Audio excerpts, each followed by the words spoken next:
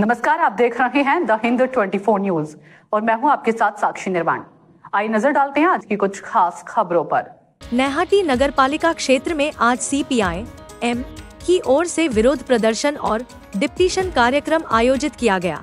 Party कार्यकर्ता, समर्थक और नेतृत्व निकालकर नैहाटी नगर पालिका कार्यालय पहुँचे। वहां पहले एक विरोध सभा हुई और फिर नगर पालिका को डिप्टीशन सौंपा गया। आरोप लगाया गया कि नैहाटी नगर पालिका का सड़क और नाला निकासी व्यवस्था बेहद जर्जर है।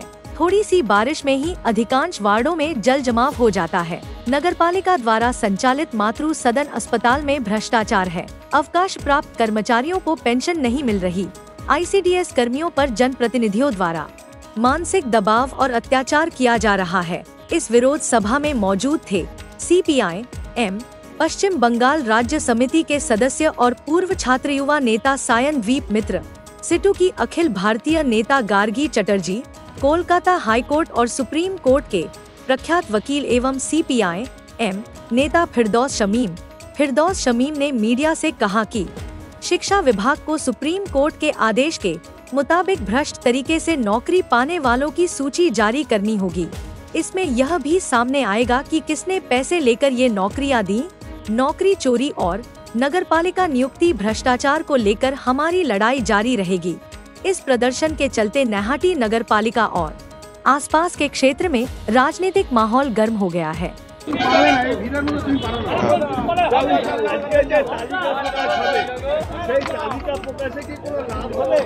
দেখুন, যে তালিকা আজকে প্রকাশ করবে সেই তালিকা অলরেডি আদালতে দিয়েছি।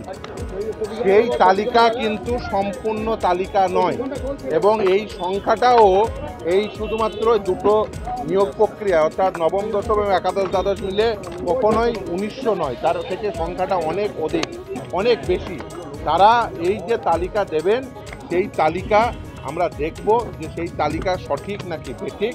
যদি দেখি সেই তালিকা বেঠিক তাহলে তার পরবর্তী আইনি পদক্ষেপ করব। তার কারণ এই যারা এই দাগি পরীক্ষার্থী ছিলেন, যারা চাকরি প্রাপক ছিলেন, তাদের প্রত্যেককে টাকা ফেরত দিতে হবে।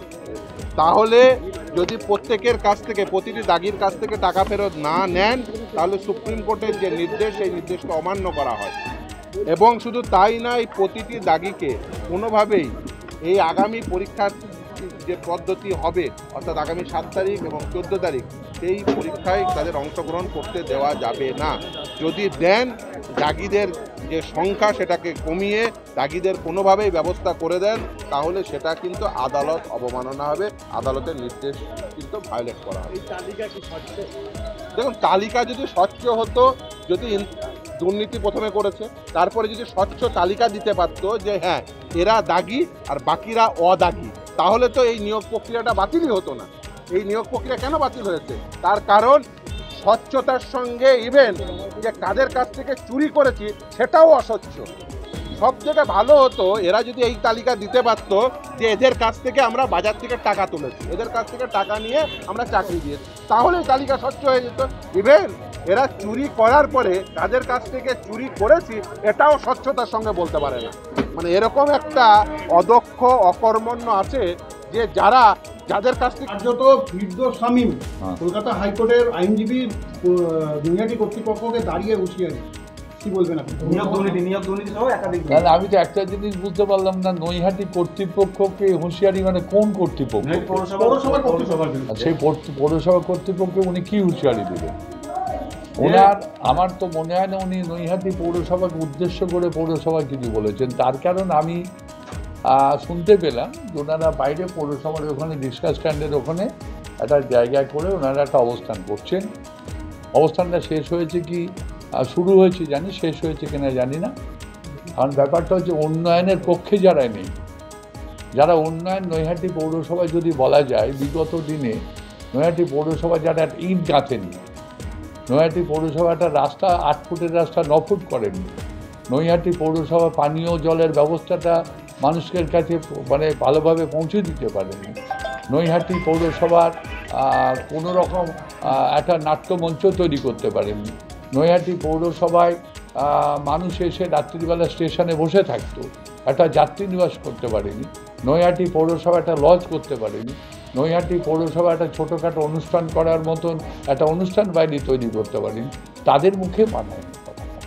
ওনারা বলতে হয় তাই বলছেন, ওনাদের মানে বিলুপ্ত প্রাণীর মতন ওনারা একটু নাড়াচাড়া দিয়ে উঠছেন, উঠুক, তাতে আমাদের কোনো আপত্তি নেই। ওনারা থাক রাস্তায়, ওনারা থাক কোর্টে, আর আমরা থাকি মানুষের জনগণের আদালতে। নিয়োগ দুর্নীতিতেও নৈহাটি পৌরসভা জড়িত এমনটাই আশঙ্কা উনি করেছেন, অভিযোগ। না না, উনি প্রমাণ করতে পারবেন। নিয়োগ দুর্নীতি ও পৌরসভায় জড়িত উনি প্রমাণ করতে পারবেন। উনি তো একটা লয়ার, আমি শুনেছি উনি একটা লয়ার। উনি নিয়োগের বিরুদ্ধে, উনি যে কোনো নিয়োগের সরকারের বিরুদ্ধে কোর্টে যাচ্ছেন, সেই নিয়োগটাকে স্তব্ধ করে দিচ্ছেন। উনি নিয়োগ যে কোনো রাজ্য সরকার, মাননীয় মুখ্যমন্ত্রী যে কোনো প্রকল্পগুলো নিচ্ছেন যাতে মানুষকে চাকরি দেওয়া যায়, বেকারত্ব দূরীকরণ করা যায়, তা উনি প্রত্যেকটা জিনিস, উনি আর বিকাশ ভট্টাচার্য, উনি যাচ্ছেন হাইকোর্টে জনস্বার্থ মামলা করছেন, করে দিয়ে। देखते रहिए द हिंद 24 न्यूज।